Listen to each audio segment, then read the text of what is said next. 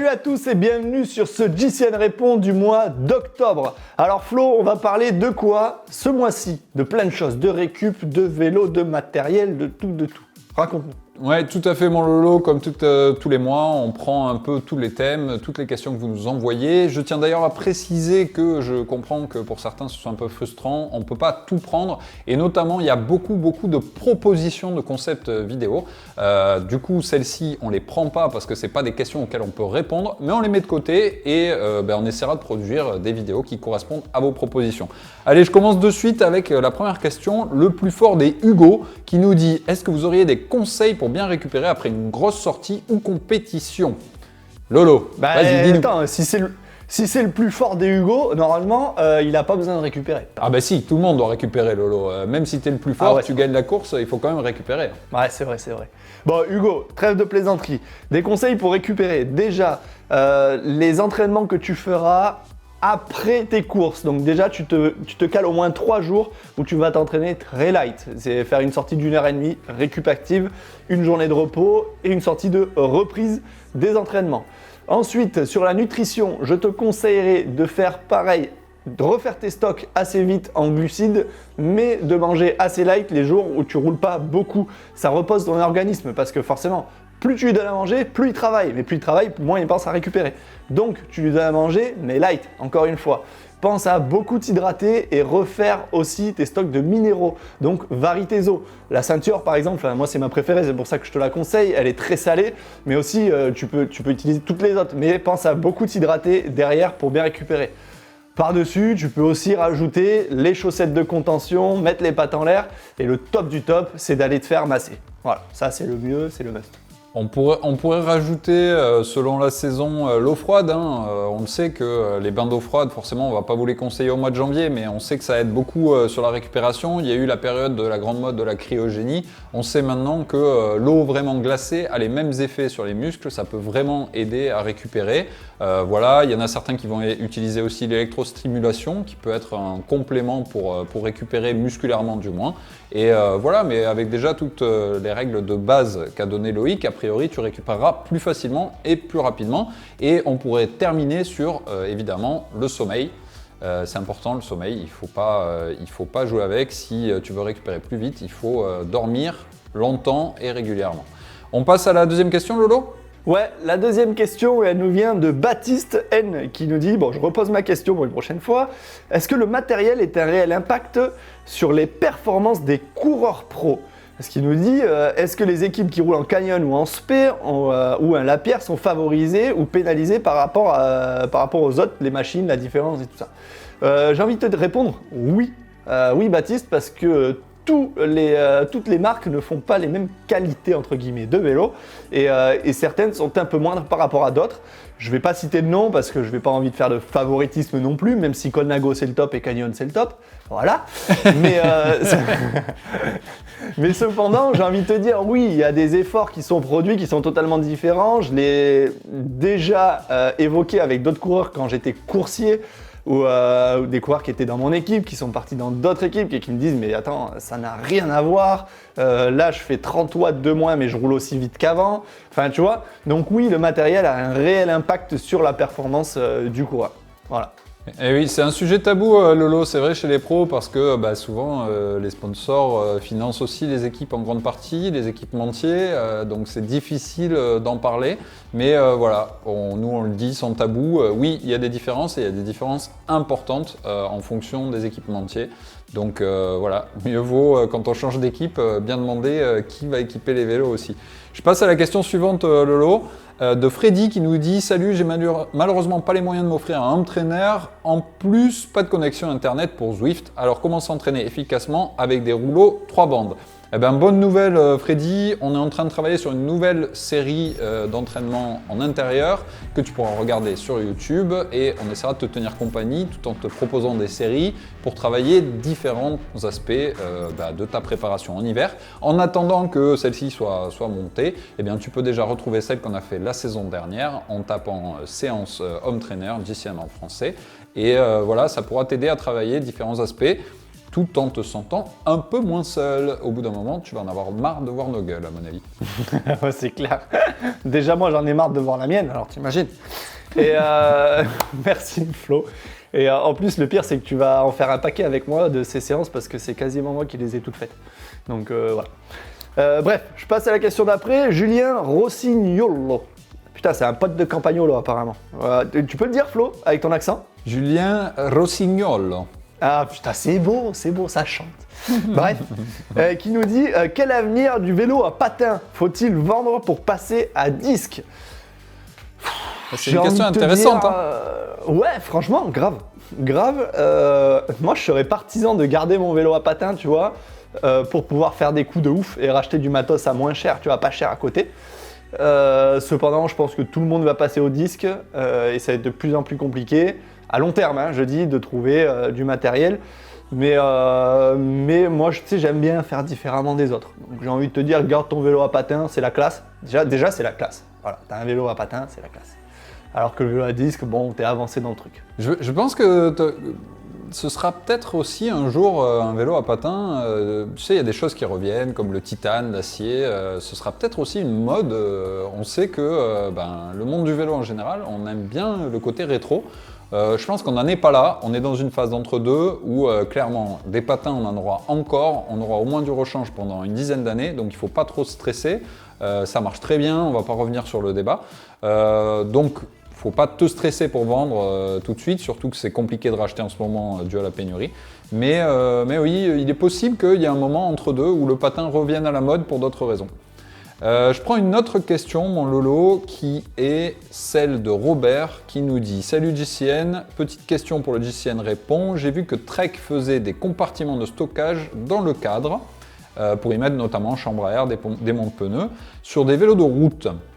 Je me demandais si cela existait sur d'autres marques de vélos de route notamment, parce que ce cher Robert, il n'est pas trop fan des sacoches et je le comprends. Eh bien écoute, j'ai vérifié en préparant ce JCN répond, j'ai pas trouvé, mais il est possible que ça existe. En tout cas, c'est une très belle initiative en effet de la part de Trek.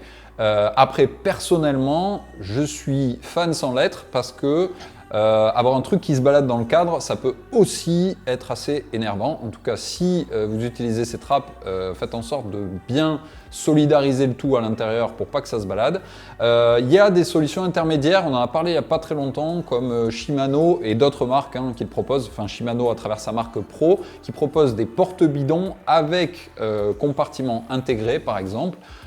Et là-dessus, les triathlètes aussi innovent un peu par moment parce qu'il y en a certains qui mettent ce genre de porte-bidon derrière la tige de selle. Si tu n'es vraiment pas fan des sacoches, ça peut être une solution. Encore une fois, quand on sort l'hiver et qu'on a besoin d'amener de quoi changer et de quoi réparer, c'est pas forcément le style qui passe en premier, mais c'est important de ne pas se retrouver en rade. Ouais, merci Flo. Je ne peux que acquiescer et je n'ai rien d'autre à dire là-dessus. Je passe à la question suivante, Flo. Clément Tallard qui nous demande quel menu idéal avant une bonne sortie.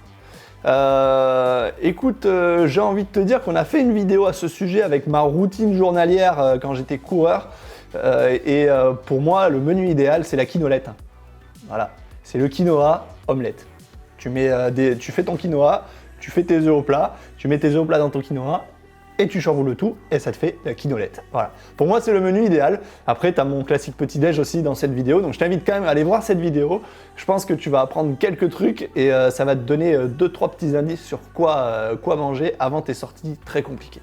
Oui, après, pour ceux qui n'aiment pas le quinoa, il y a plein d'autres options.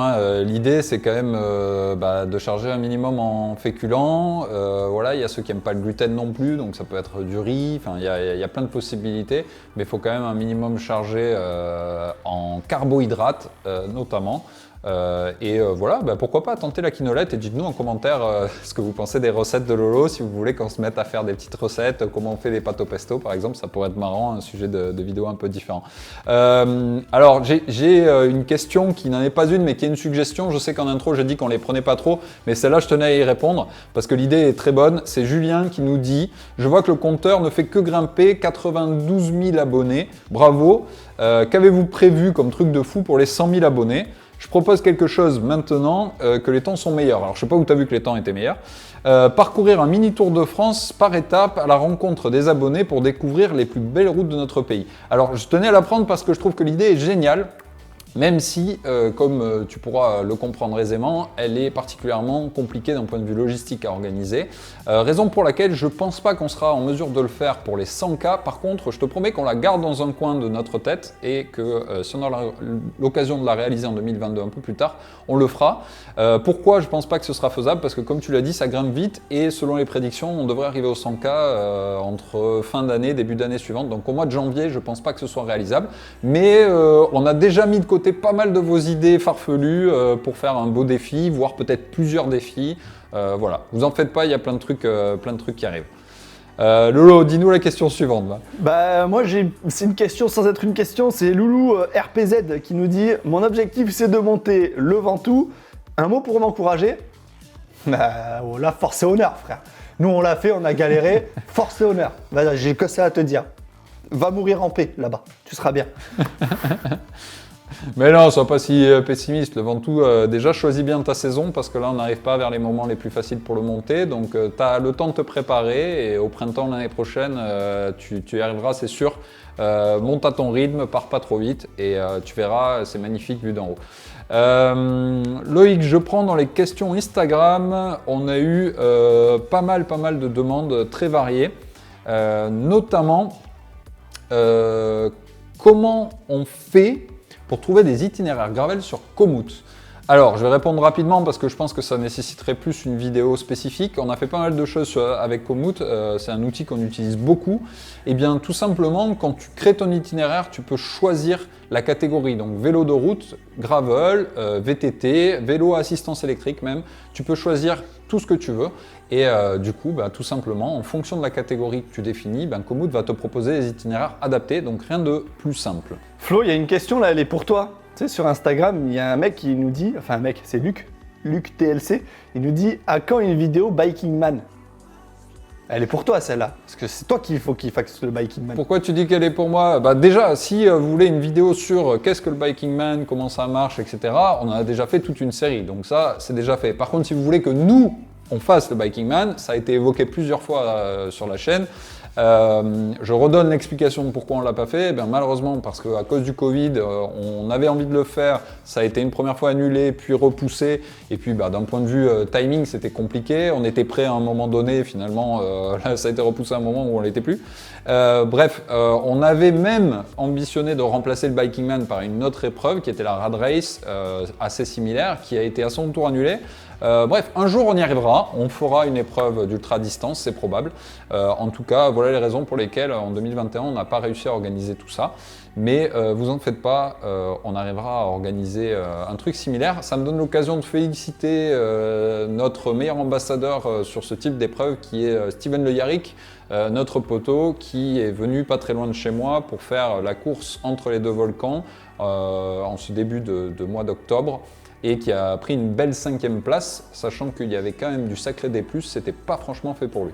Ouais, clairement, c'était pas vraiment la meilleure occasion. Mais bon, c'est pas grave, c'est fait, c'est plus à faire. Flo, on a Max84 qui nous dit « Quels exercices pour prendre de la puissance des jambes pour l'explosivité ?» Vous êtes les meilleurs. Ouais, on le sait qu'on est les meilleurs, mec, merci. Du coup, les exercices, j'ai envie de te dire, pour travailler cette explosivité, c'est les sprints, les classiques de 7 ou 10 secondes. Moi, je te conseillerais de faire 3 fois 3 sprints dans ta sortie d'entraînement de, allez, on va dire 2 heures. Donc 3 fois 3 sprints intercalés de 5 minutes entre chaque sprint. Des sprints de 10 secondes, voilà, en force max, où tu mets tout ce que tu as. Donc tu fais tes 3 sprints, après tu reposes 20 minutes, tu refais tes 3 sprints, tu reposes 20 minutes, tu refais tes 3 sprints. Voilà, ça c'est les meilleurs exercices pour développer ta force max. Et après, si tu veux développer ta force tout court, tu as les exercices en montagne, les exercices de 15 minutes. Tu fais 5 minutes d'effort, 5 minutes, c'est des blocs de 5 minutes en fait. Tu fais 2 minutes assis, 1 minute en vélocité, 2 minutes en danseuse. Et tu repars, 2 minutes assis, 1 minute en vélocité, 2 minutes en danseuse. Voilà, et tout ça, mis bout à bout, tu vas finir à avoir des gros jambons. Juste pour préciser, Lolo, c'est pas le cas de tout le monde d'avoir des ascensions où on peut faire 15 minutes de travail. On avait déjà eu la question. C'est un travail qu'on peut très bien simuler sur Home Trainer aussi. notamment avec les home trainers connectés, mais pas que. Sinon, vous pouvez le stimuler aussi sur le plat. Évidemment, ça va être du travail de force. C'est plus difficile parce qu'il y a une résistance naturelle qui est donnée par l'ascension que vous n'aurez pas sur le plat, mais ça peut très bien se travailler aussi. Voilà, c'est en gros alterner ce travail de force et de vélocité. Je te propose de terminer parce que on a déjà fait long sur une dernière question qui est celle de Émile, qui nous dit: avez-vous un conseil astuce pour éviter que la peinture des bidons parte au lavage? Celle-ci, je la trouvais drôle, on va dire, donc je pense que c'était important de la prendre. Ouais, mais on a parlé il n'y a pas très longtemps dans un vélo de la semaine de quelqu'un qui avait le sens du détail. Ben, tu vois, c'est vrai que c'est un truc qu'on a tous vécu. C'est vrai que quand tu as un beau bidon bien assorti à ton vélo, à force de le sortir, le rentrer dans ton porte-bidon, très vite, la peinture, comme tu l'as appelé, enfin c'est plus souvent des calcos, mais ont tendance à sauter, ce qui a tendance à devenir inesthétique. Il n'y a pas de technique miracle, j'ai envie de dire, si ce n'est garder 2 bidons bien clean, parfaits, que tu sors occasionnellement quand tu as vraiment envie d'avoir ta machine la plus belle possible à la présentation. Merci Florian de ces explications pour cette conclusion. Voilà, il n'y a rien à faire. achète des bidons neutres, je pense, c'est le mieux. Ou ouais, le mieux quand même, c'est d'acheter des bidons de GCN, tu vois. Moi, je pense que c'est le mieux. Ah bon, après. Les noirs de GCN, c'est pas mal du coup parce que forcément ils vont s'abîmer moins facilement. Bon Lolo, on a pris quand même un florilège de questions très très variées comme vous l'aurez compris dans cette session. On revient le mois prochain avec une nouvelle session de questions-réponses. On a bien noté toutes vos suggestions d'idées et en attendant on y travaille. Et à bientôt mon Lolo, continuez en commentaire à nous dire tout ce que vous voulez savoir, des questions personnelles même sur combien de grammes de pâtes Loïc mange par semaine, tout ce que vous voulez, on y répondra. Allez, merci, ciao, moi j'ai fini, je me casse, je vais manger un burger. A plus.